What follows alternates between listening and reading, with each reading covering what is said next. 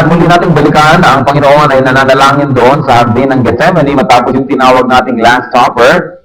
Actually, Last Supper before crucifixion. Kasi nagkaroon pa naman sila ng maraming kainan pagkatapos ng 40 days. Matapos ang Panginoon ay bumangon mula sa mga patay. At ang Panginoon ay inaresto.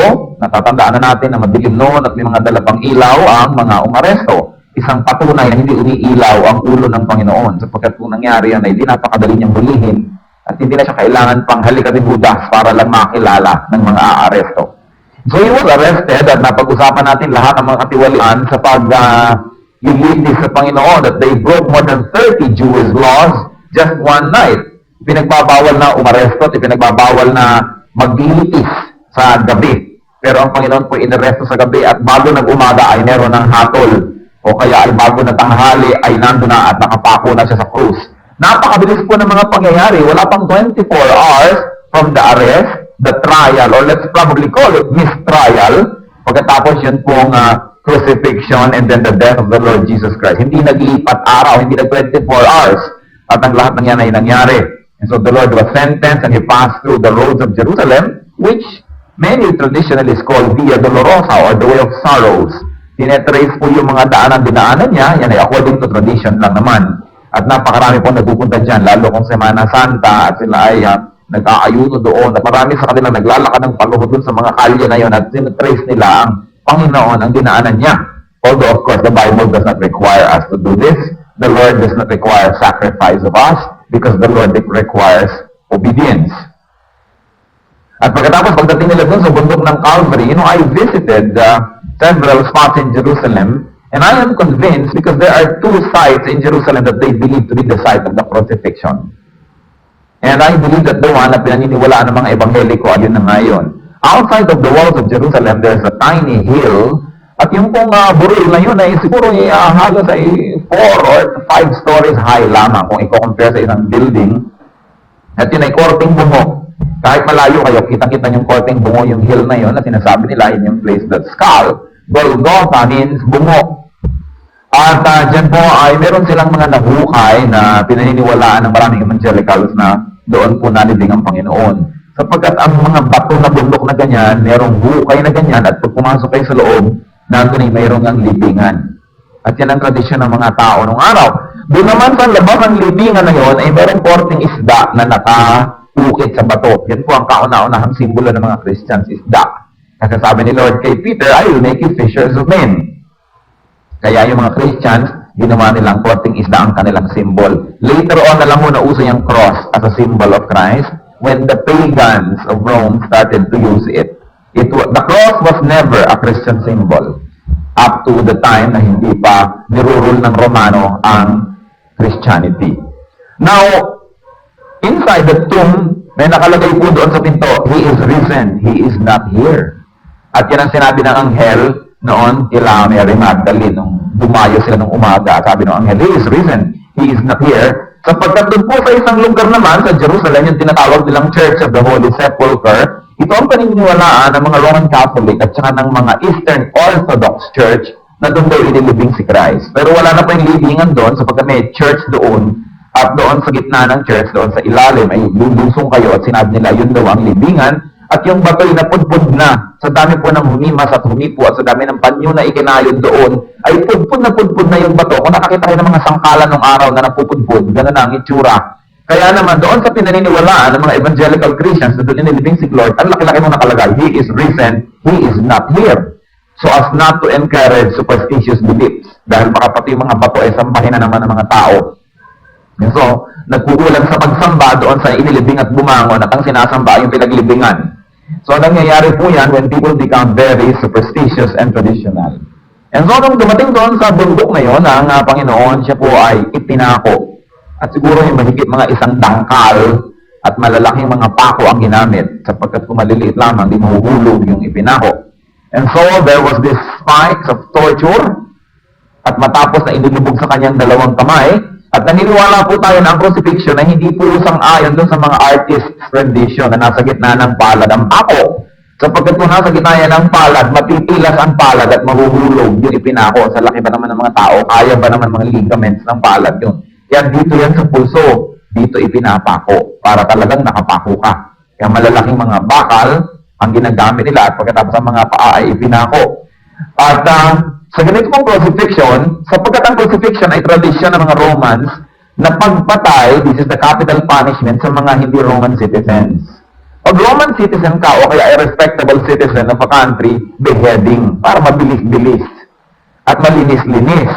Pero para ipako kayo doon, napakatagal bago mamatay at hindi naman namamatay dahil ipinako. Ang ikinamamatay po ng ipinako ay sapagkat nakabitin siya, habang siya ay nabibitin, yung mga laman niya dito sa dibdib ay nahihila, kung kaya ang kanyang baga ay hindi na makabukat, hindi na makahinga. And so it is a very slow death na para kang sinasakal, nakukulangan ng iyong hininga. At syempre, ang puso, sapagkat nababanat at nakabitin yung tao, hindi rin makatibok na mabuti. Kaya konti-konti na lamang na blood ang nakakarating sa mga vital organs of the body. Kaya ang ipinapako po ay nagkakaroon ng pagdedeliryo at kasunod na yan yung slow bleeding. Kaya po napakasakit na una ng kamatayan at bukod doon ay meron pang kakambal yan, nakahihiyan. Sapagkat to be killed on the cross is a shame. The shame na kakambal sapagkat biruin nyo naman kayo hinubaran na at nandun pa kayo, nakatinda pa kayo at nakikita pa ng mga tao tapos unti-unti kayong namamatay. And so, yan po ay ginagamit ng mga Romans also to discourage people from fighting the government. Eh, kitang-kita mo nga naman yung mga lumalaban sa gobyerno, namamatay na unti-unti, kaya ikaw ngayon, mawawala ka ng lakas ng loob na lumaban pa sa kanilang batas. And so therefore, it is normal, according to scientists and according to history, na ang mga tao kung ipinapako sa krus ay nagsisisigaw. At maging dyan sa Muntinlupa, ayon po sa nakakasaksi na ng mga pinapatay sa silya elektrika, kahit na talagang si Totoy bato at kahit siya ang siga ng daang bakal, eh talagang nag-iiwak at naglulupasay pagka dadalhin na sa silya elektrika. Dahil talagang isipin nyo naman na kayo kukuryentehin. Ganon din naman ang mga ipinapako sa krus. Sa sakit ng nadaranasan nila ay napaka-normal para sa kanilang magsisigaw, magtitili, at pagbumurahin yung mga nagpapako sa kanila. O kaya kung hindi naman pagbumurahin, ay magmakaawa, humingi ng awa. And many of them lose controls of their bodily movements. Kaya meron na doon, they move their bowels, may napapaihi, at sabog na ang mga luha, ang umog at lahat-lahat. Dahil nga, nawawala na ng control sa sarili. And so therefore, that is the normal thing to happen to somebody that was being crucified. Tingnan natin ang Panginoon ng ipinako. Ano po ang kanyang ginawa? Nung siya ipinapako at itinataas siyang ganon, ang sabi niya, Father, forgive them, for they know not what they are doing. No man was ever crucified with such presence of mind. At ang ginawa po niya, sa halip na magsisigaw, sa halip na maglulupasay doon, o magmakaawa, o magmura, the Lord Jesus Christ, in the time of the most terrible pain, that could have been a great excuse to lose control of your faculties, the Lord Jesus Christ prayed. Nanalangin.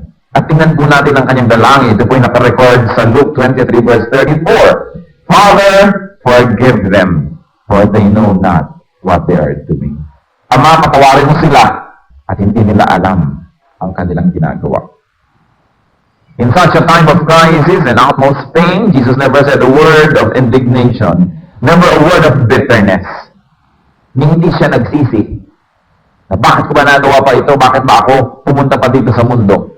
Wala po siyang sinisi, hindi siya nagmura, he never cursed anybody. Hindi niya binigyan ng babala yung mga nagpapako sa kanyang, lagot kayo sa akin. Nalimutan niyo na ba kung sino ako? There was no word of complaint, no word of regret, and no word of plea. Hindi siya nakiusap. Instead, Jesus Christ prayed. And in such time of terrible pain and danger to his own person, did he pray for himself? No. He prayed for other people. He prayed for his tormentors. Isipin nyo, na sa halip na magalit siya ay nanalangin, at sa halip na ipanalangin ang sarili, ipinanalangin niya yung nagpapahirap sa kanya. What kind of love is this?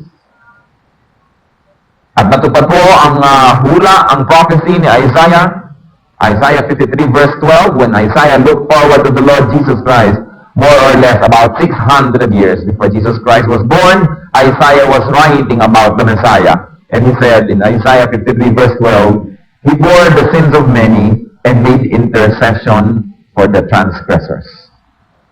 Natupad ang sinabi. Nilagay niya sa kanyang katawan ang kasalanan ng lahat at pagkatapos ay nanalangin siya para sa mga gumawa ng masama sa kanya. The consistent habit of a lifetime, which is prayer, persisted in the most trying hour of his life on earth. What about us? Kumusta po naman tayo? What do we say and what do we do in times of pain? Ano nga bang ginagawa natin pag nahihirapan tayo? Anong sinasabi natin pag nasasaktan na tayo? Sumbatan na yan.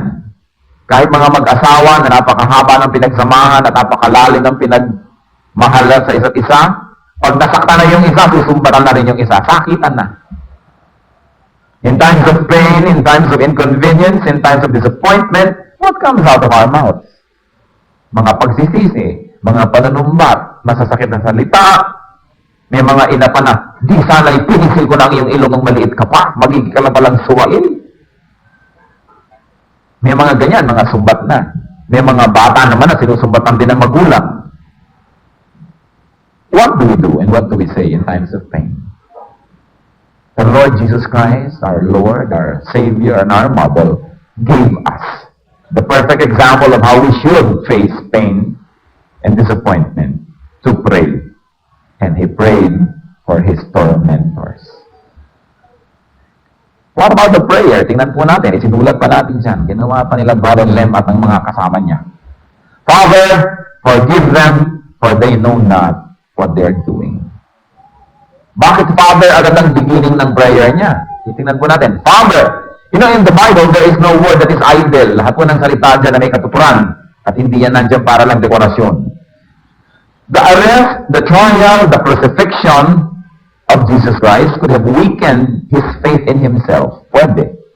Kung tayo, nagkakaroon ng mga kabiguan, nasasaktan tayo, kung minsan nawawalan na tayo ng confidence sa sarili. Nalilimutan na natin kung sino tayo, and so we get lost. Nagkakaroon tayo ng identity crisis. And so the Lord Jesus Christ, it was very important for him that after the trial, the crucifixion, and all the difficulties that went along with that, ay hindi niya nalimutan kailanman kung sino siya in relation with the Almighty. And so he said, Father. All the pain never dimmed his faculties as to forget who he was. And as to recognize the Father in heaven from whom he came. And so, buong-buo pa ang kanyang faith, ang kanyang conviction, at ang kanyang self-identity. In spite of everything that happened. Na napakarami nagsasabing, hindi ka naman siguro talaga anak ng Diyos. Kung Diyos ka nga, bumaba ka dyan. Sige nga, at pakawalan mo yung sarili. Kaya tayo naman kung nagbibiguri na naghihirap na ang loob, maaari nga tayong matempt na ano nga ba, sino na nga ba ako? Marami sa mga kabataan, pagka sila'y nasasaktan, pagka sila'y nadidisiplina, nagdududa kung sila'y mahal ng kanilang magulang. At yung iba nga nagdududa pa, baka ampon lang ako. Ako ginaganito. Lalo kung ako may sumusulsul sa'yo, ampon ka lang naman napulot ka lang naman sa kahon ng gata sa baha. So, kung medyo inaapi-api ka na, pwede ka pang maniwala. And so, maraming ganong temptation kay Lord, nakalimutan niya kung sino siya. Dahil sa dahil nangyari, para na siyang inabandon talaga ng lahat-lahat. And so, therefore, he had a very clear faculty. And it was a statement of faith on his side. He said, Father. Hindi niya nakalimutan kung sino siya. He addressed God in heaven from whom he came as Father, the closest affinity in patriarchal Israel. Yun ang closest relationship na pwede mo makuha, yung mag-ama. Sapagkat sa Israel, ama ang leader, hindi ina. Sa atin po, sa Pilipinas, matriarchal tayo. Many men will disagree, but it's really happening. Culturally, we are very matriarchal. Ganyan sa Asia. All agricultural countries are matriarchal. In any case, Father, sabi niya. At sa pagsabi niya ng Father, there is no confusion about the relationship in spite of the trouble. No ill feelings, no distance, despite all the pain and the suffering. Hindi siya lumayo, hindi siya umagwat kahit kailan. Sa niya, Father. What about us? Tayo. Do we stay cling to the Father in heaven despite our disappointments? Despite the frustrations? Despite pain and suffering? O pagka may mga nangyayari na sa buhay natin, hindi natin gusto, nagtatampo tayo, pati sa Diyos. At pati tayo, lumalayo sa Diyos. And so therefore, we can never really say from the bottom of our hearts, Father. Kasi tayo lumalayo, nagtatampo, nagagalit sa Diyos. Pagka yung mga deadlines na gusto nating ma-meet, yung mga kailangan natin na hindi niya ibinibigay sa oras na itinakda natin, nagtatampo tayo. Napakagandang isipin yung sinabi, Lord, Father, parang yung sinabing, wala akong sama ng loob, everything is okay, everything is the same, nothing changes between us, kahit nagaganito ako. Remember the prayer of the Lord sa garden? If thou wilt, let this cup pass. Kung maaari sana. You know, the human nature in the Lord was there as well, na mahirap humarap sa crucifixion. Baka akala nyo ganun kadali, dahil sabi nyo, Diyos naman siya. Huwag nyo kakalimutan that Jesus Christ was also a man. So therefore, he probably had all the fears, also the nervousness of man. And he felt all the pain because he was human. And so he said, Father, that means nothing changes in spite of this. Ganun ba ang relasyon natin sa ating mga magulang? Kahit nagkakaroon ng mga hirap, kumisan tampuhan, nothing changes? Ganun ba ang relationship natin sa ating mga spiritual brothers and sisters in the church? Kahit hindi ka pinansin, kahit nabusan ka na isang kalderong sopas, nothing changes? O konting bagay na iiba agad? Dati ang tawag mo yung brother Beck, ngayon Beck! Ulysses! Ganyan pa, bubuuin mo pa, dahil naiinis ka na. But the Lord Jesus Christ said, Father. And after that he said, forgive them. One of the greatest teachings of the Lord is to forgive enemies. Matthew 44, he said, but I tell you, love your enemies and pray for those who persecute you. Sabi natin, easier said than done. Madaling gawin yan. It's only in the mind. But the Lord, by saying, Father, forgive them, exemplified His teaching. Yung katuruan niya, ginawa niya. Yung sinasabi niya, pinanindigan niya, ginawa niya yon. And I want you to appreciate this, brothers and sisters. Kailan ba ipinanalangin ng Panginoon yung mga nagpapahirap sa Kanya? Kailan? At the climax of the people's rejection of Him, at the climax of the people's hatred and torture of Him, that's when Jesus Christ prayed for them. Hindi nung babi-babi pa sila, hindi nung magkakaibigan pa sila, na nag-miracle siya, at ang mga tao ay dinudumog siya at nagkakandara pa sa paghipo ng kanyang damit. Hindi noon. Nung siya ay tinalikuran, nung siya ay dinuraan, nung siya ay binugbog, nung siya ay binunutan ng mga balbat at siya ay iniinsulto, nung siya ay hinampas, nilatigo, nung ipinako siya sa krus, nung niya ipinalangin ang mga ito. What timing and what proof of God's love. Can we do this? O ipinapanalangin lang natin ang mga kapatiran natin pag tayo magkakasundo. At pag nagkasamaan na ng loob, ipinapanalangin pa rin, pero mamatay na sana siya. Mahulog sana siya sa hagdan. Ganito kaya ang mga prayer natin. But the Lord Jesus Christ prayed the most profound, the most beautiful, the most affectionate prayer for the people at the height of the people's rejection of Him. Kapag sinabing Christian, ibig sabihin little Christ, dapat nagagawa natin yun. Siguro hindi ganun katindi ang ating paggawa, subalit we should strive towards that end. Sabi niya, Father, forgive them. Bakit naman Father ang forgiving party? Bakit Father ang magpapatawad? Samantalang sabi sa Matthew 9:6, si Jesus daw ay may authority on earth to forgive sins. In fact, He has forgiven many people their sins. Bakit hindi na lang siya magpapatawad? Why did He say, Father, forgive them? In the crucifixion, remember, Jesus counted Himself as among the sinners. In the crucifixion, Jesus was the sinner on behalf of the world. Kaya, hindi na siya nag-grant ng forgiveness. Because He counted Himself, ibinilan niya ang kanyang sarili na isa sa mga makasalanan. In fact, ibinilan niya ang kanyang sarili na isa-isang makasalanan. At ang lahat ng tao ay banal. Paano nangyari yon? Isaiah 53 verse 12. Because He poured out His life unto death and was numbered with the transgressors, for He bore the sins of many. 1 Peter 2:24, He Himself bore our sins in His body. Kaya, nung ang Panginoon po ay nakapako, siya lang ang may kasalanan sa buong mundo, sapagkat ang lahat ng kasalanan ng mundo, inilagay niya sa kanyang katawan.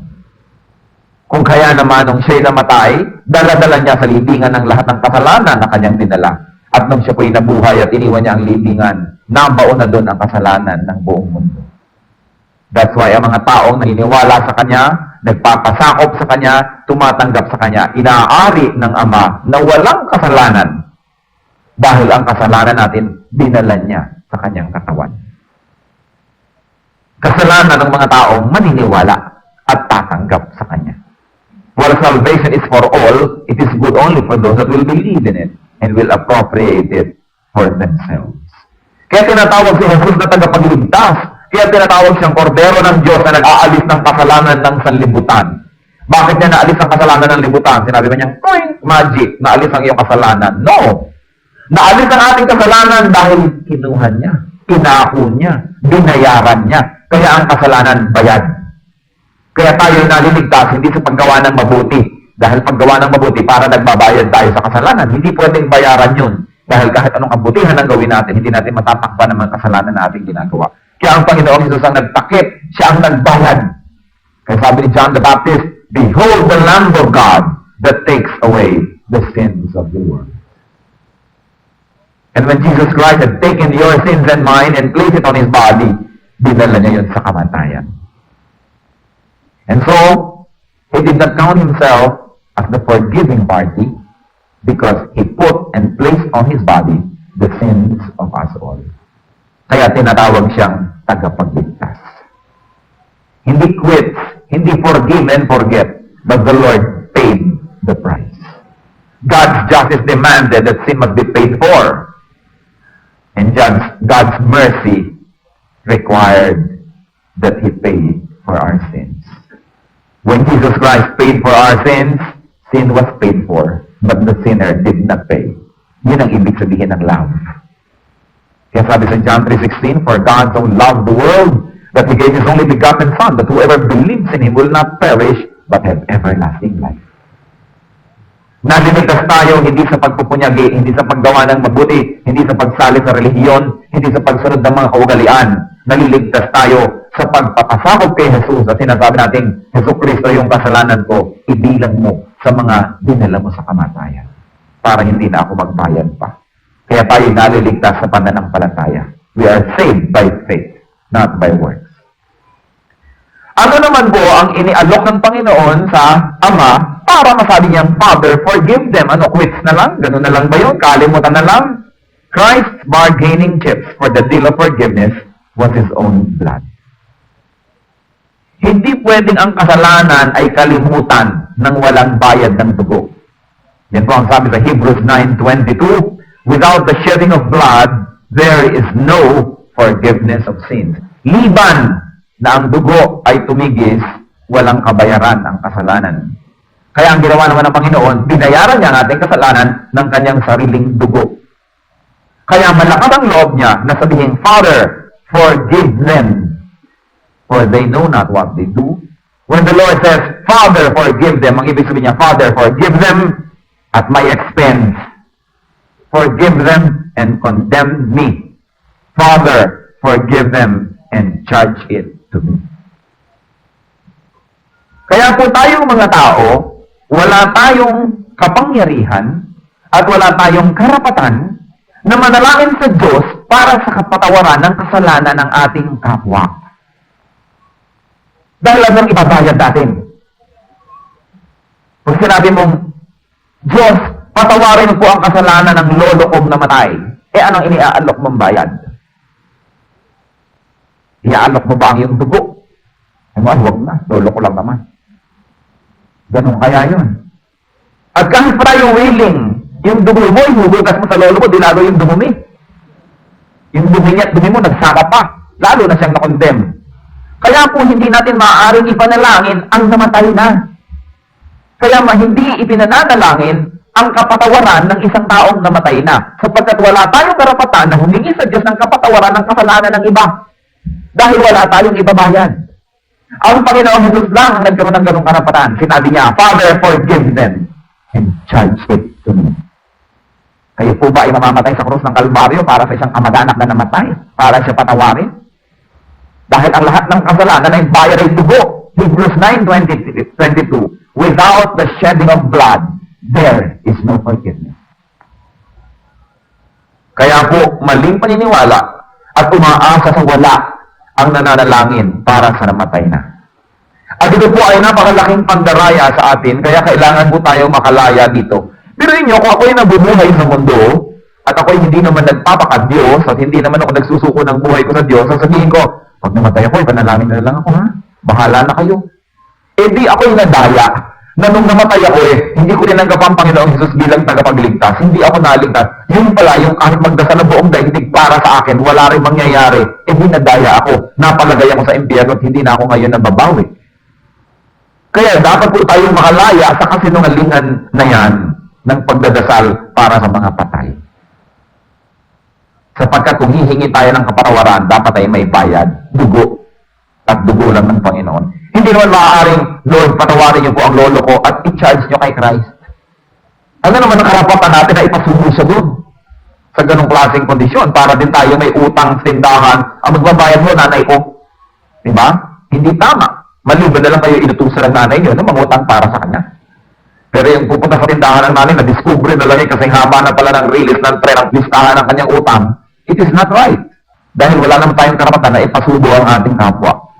Sa panahon po ng kamatayan, kahit sino sigurong taong relihiyoso, at kahit siguro sinong taong nagpaka-banal-banal, hihingi pa rin ng tawad sa Diyos sa kanyang kasalanan. Sapagkat alam niya na kahit gaano sa kabila at gaano siya kabanal o ka-relihiyoso, ay meron din siya talagang mga kasalanan. Kaya hihingi ng tawad. Pero nakita niyo po ang Panginoon, hindi man lang humingi ng tawad para sa kanyang sarili, ang inihingi ng tawad yung mga taong tinubos niya. Either he was a perfect impostor or he was perfectly holy. Kaya hindi siya humingi ng tawad. And of course, we believe that the Lord was perfectly holy. Wala siyang sukat ihingi ng tawad. Kaya up to his last dying breath, kasalanan ng iba ang kanya pong pinagtuunan ng pansin. The Lord knew that he needed no forgiveness because he lived a perfectly sinless life. 1 John 3:5 says that, in him is no sin. And Hebrews 4:15 talks about Jesus Christ. He was tempted yet without sin. Tinukso pero hindi nagkasala. Wala siyang bahid ng anumang karumihan. Ngayon ang tanong po, sabi, Father, please forgive them. Sino yung them? Si Sister Kleng Saino kaya yun? Diba? Si Joel Danan kaya yung them na yun? O si Rolly Achico kaya yun? Sino kaya yun? O si Aling Epang na kapitbahay ninyo? Marami pong mga paniniwala kung ano po itong them. May nagsasabing yung them ni Lord, yung mga Romano na nagpako sa Kanya. Meron naman pong nagsasabi ito yung mga Hudyo na nagnilit kay Pilate na siya ay ipako. And yet, may mga naniniwala. At ito po sa huli, kasama ako dito, na yung sinabi ni Lord na them, both the Jews and the Gentiles. The Jews, the Romans, the Filipinos, lahat tayo. Kasama na ang mga Ita, ang mga Tiruray, ang mga Tinggian, ang mga Inchek, lahat, pati Arabo, na maaari pong maniniwala. Kasama na rin dyan ang mga entertainers, lahat ng klase ng tao. Did Jesus die only for the sins of those immediately around him and those that were directly implicated in his death? I don't think so. Napakaunti naman nun. The Lord Jesus Christ died for the sins of the world because the sins of the world necessitated the Lord's death on the cross. John 3:16 tells us, for God so loved the world that he gave his only begotten Son. And so therefore, the death of Jesus Christ is for the world, for everybody. Ngayon, yung pong general niya, yung kanyang prayer na ito ay merong general at merong specific qualities. Yung sinabi niyang, forgive them for they know not what they do, the general implication is that the prayer was for the sins of all men at all time.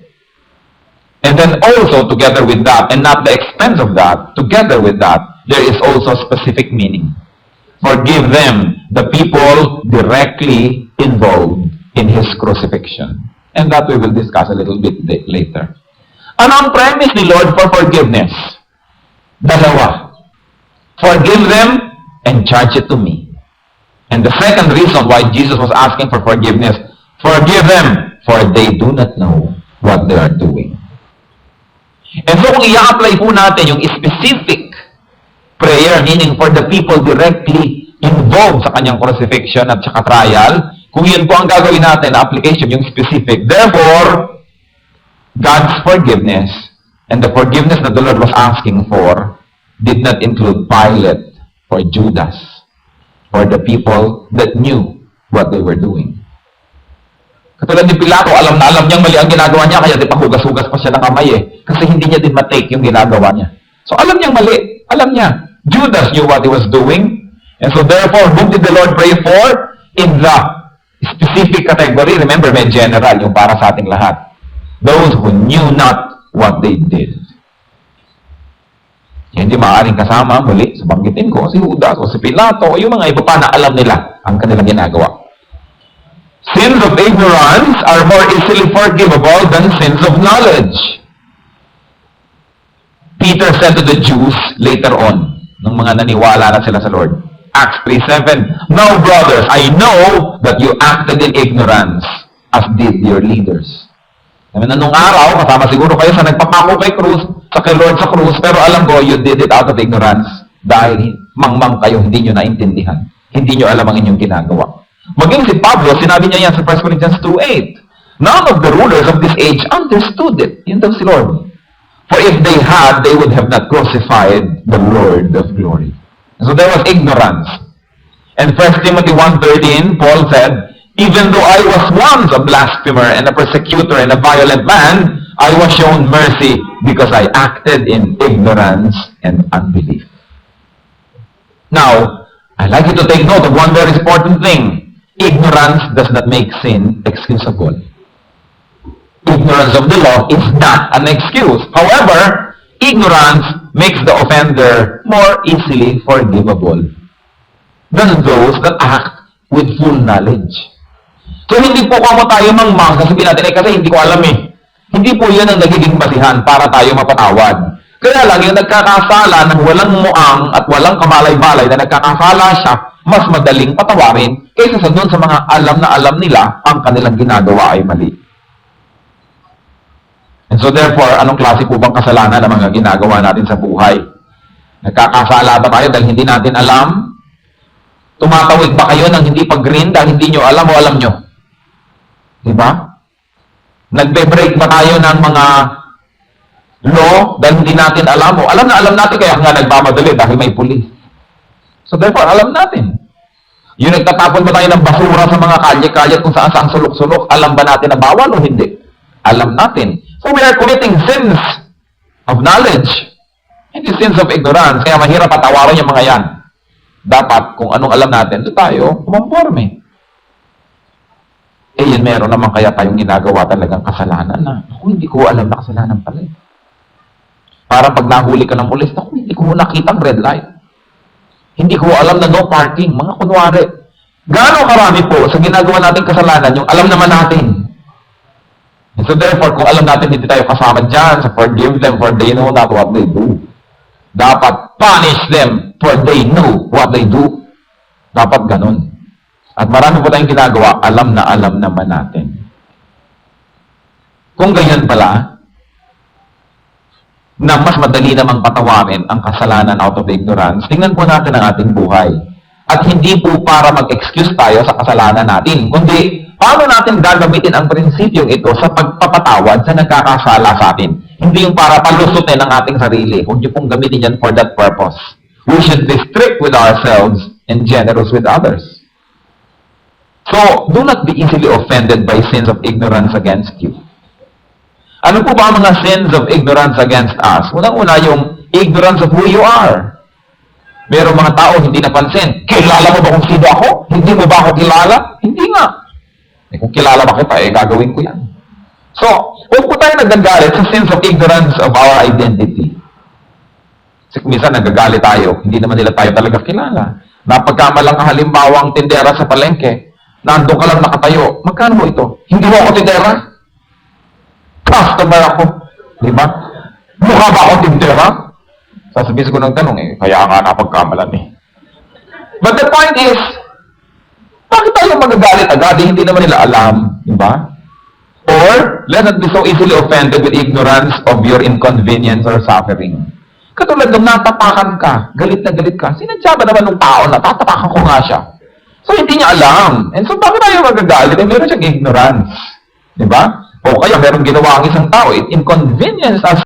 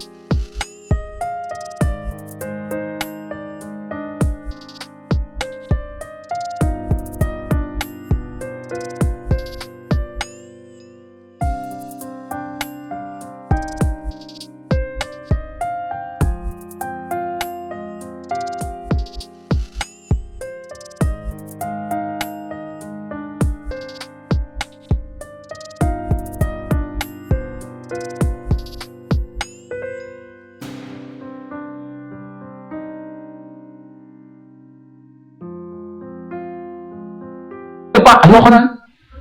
Tampo na tayo. Sense of ignorance. Hindi naman nila sinasadya yun na tayo ay ma-offend. Ang hirap naman sa atin, kaya tayo laging nasasaktan, ay ang ninipis natin. Lagi na lang natin ini-interpret na ginaganyan niya ako, inaapi niya ako, kinakawawa niya ako. Lalong-lalo na po yung mga nakikitira, mga nakikisama, nakikisuno. Napaka-ninipis. Lagi na lang ang interpretation ay ganun. Kung minsan, nasa isang kwarto siya, bukas ang ilaw, umalis siya sandali, dumating yung may bahay, pinatay. Pagbalik niya, nagpapatay na ako ng ilaw, kalibasa, hindi man lamang ako nakakapag-entrega. Malay ba niya na ikaw pala yung gumagamit ng ilaw na yun or something? Ang daming beses po, ganon. Nagkagalit tayo agad, pero sins of ignorance. Hindi nila alam, hindi nila sinasadya. So, hindi tayo dapat magalit. And there's another part na dapat po easily and properly forgive. Yung pong people do something with good intentions but with very bad results. Ang ganda-ganda ng intention niya. Gusto ka lang niyang tulungan, na sorpresahin ka na habang wala ka ay linisin ang bahay. Nasunog ang bahay. Magagalit ka or not? Kay hirap naman yatang mag-forgive. Pero maganda naman ang intensyon ng tao. Di ba? Ang ganda-ganda ng intensyon. Maraming ganun eh. Kumisan, gagawa sila sa bahay. Yung pala 110 yung isa mong gamit. Isaksak sa 220, umusok na sunog. Galit na galit ka. Pero maganda ang kanyang intensyon. Kumisan naman, pero mag-volunteer magluto. Pagdating ng manong nanay, galit na galit. Yung pala, bukas pa yan. Ba't yan ang iniluto mo? Ganyan-ganyan. So, good intention, pero bad result. So, sa ganun po, titingnan na lang natin yung intensyon. Ano ba ang hangarin niya? Kahit pa nga nagkabigu-bigu yung hangarin niya at ganyan, nasunog ang bahay. Maganda naman ang intensyon. Hindi tayo dapat nagagalit, di ba? Sana naman po, at pray naman mangyari sa atin yung gano'n na napaka-saklap naman. But the principle is the same. People that have good intentions and bad results must be appreciated for their intentions. Kaya po kuminsan, may mga taong nadadala, gumawa ng mabuti. Kasi hindi natin ina-appreciate, kasi pangit ang nangyari. So therefore, i-apply po natin ito when we are the forgiving party, hindi yung when we need the forgiveness. Kasi dapat strict tayo sa ating sarili at maluwag sa iba. Sins of knowledge make the offender doubly guilty. Natandaan po natin yan, maibalik ko yan. Yung mga alam na alam natin mali, tapos ginagawa natin, doble ang ating guilt. James 4:17, anyone then who knows the good he ought to do and doesn't do it, sins. Yung nakaalam ng tamang gawin at hindi ginawa, nagkakasala siya. Hindi mo kailangan gumawa ng mali para magkasala. Yun lang alam mo kung anong tama at hindi mo ginawa, kasalanan na yun. Titus 1:16, they claim to know God, but their actions deny Him. They are detestable, disobedient, and unfit for doing good. Yan daw po yung mga nakaalam ng katotohanan. Ang nakakaalam ng mali, na tinalikuran na niya, tapos babalikan niya, sabi sa Bible, they are like dogs. Dogs return to their own vomit. Isinuka na, kakainin pa uli, mamaya. Ganon, yung mga alam na nating mali, iniwaksin na natin, mamaya, binabalik-balikan. Sinagot po kaya ng Ama ang dalangin ng anak. Did the Father answer the prayer? Did He grant forgiveness? Una, specifically to the people that did not know what they were doing. And then, did He grant forgiveness to all people in the general application of the prayer? Sabi po ng Panginoon sa John 11:42, kausap niyang Ama, I knew that you always hear me. Alam ko na lagi mo akong dinidinig. Kung kaya wala tayong kaduda-duda, sinagot niya siya ng Panginoon ang sabi, yes na yes. The prayer was granted. At atin pong pakaisipin, bago na ilibing ang namatay na katawan ng Panginoon, yung centurion, yung opisyal na nanguna sa mga sundalo na nagsagawa ng pagpapako at pagbabantay hanggang sa siya'y namatay, the centurion in charge of the execution squad and those with him confessed in Christ's deity before the Lord was buried. Bago na ilibing sa Matthew 27:54, when the centurion and those with him, in other words, yung mga sundalong kasama niya, who were with him guarding Jesus, so the earthquake, kasi lumindol po nung namatay.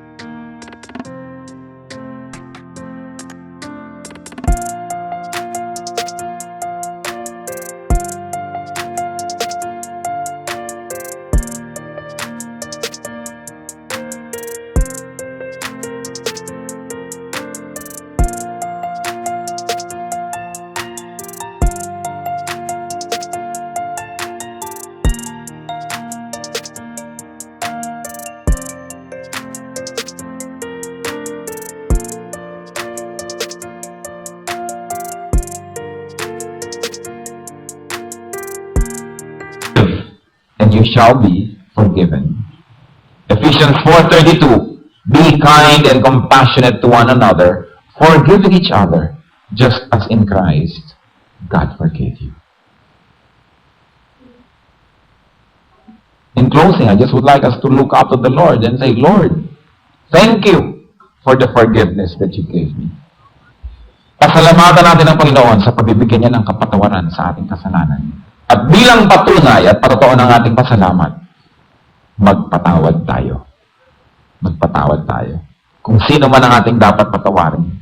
Let's be alone with God for a while. Let's bow our heads in the presence of the Almighty. Sino ang dapat yung patawarin, mga kapatid? He who fails to forgive burns the bridge over which he too must pass. And so let's think about this, sinong dapat nating patawarin, at ngayon magpatawad tayo sa ating puso. Magpatawad tayo. At kung meron tayong dapat hinga ng tawad, humingi tayo ng tawad. If you have to rise from your seat and ask forgiveness, do it. It is a holy thing to do. Hindi yan nakakahiya. Yan ay isang napakaganda at marangal na bagay na humingi ng tawad. And so if there's anybody here, meron tayong mga kasama dito, alam natin, kailangan natin hinga ng tawad. Ibigay natin yan. Dapat humingi tayo. O kaya kung meron namang dapat tayong bigyan ng tawad, humihingi na ng patawad nun pa, ayaw pa natin, ibigay na natin ngayon. And so let's be alone with God. Think of the people that are not here, forgive them. And think of the people that are here, forgive them and approach them.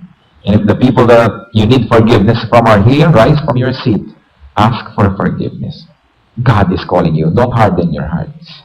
Let's obey the Lord. Let's be alone, and I'm going to give people a chance to go to people to either grant or seek forgiveness. Kung nandito, yung dapat patawarin o hinga ng tawad. Yung mga wala, patawarin natin in the Spirit. Let's be alone with God for a while and consider how He forgave. And to those of you who would say, Lord, I find it very hard to forgive. I like to forgive, pero hindi ko yata magagawa on my own. I need your miracle. And if that is what is in your heart, and you say, I like to forgive, but it's so hard, it seems like I cannot, but I need the power of the Holy Spirit, and you want to receive that power today, stand up, I will pray for you. Anybody who would say, Lord, I like to forgive, but I find it hard. Anybody that would like the Lord's power? Yes, sister, the Lord sees you. Who else?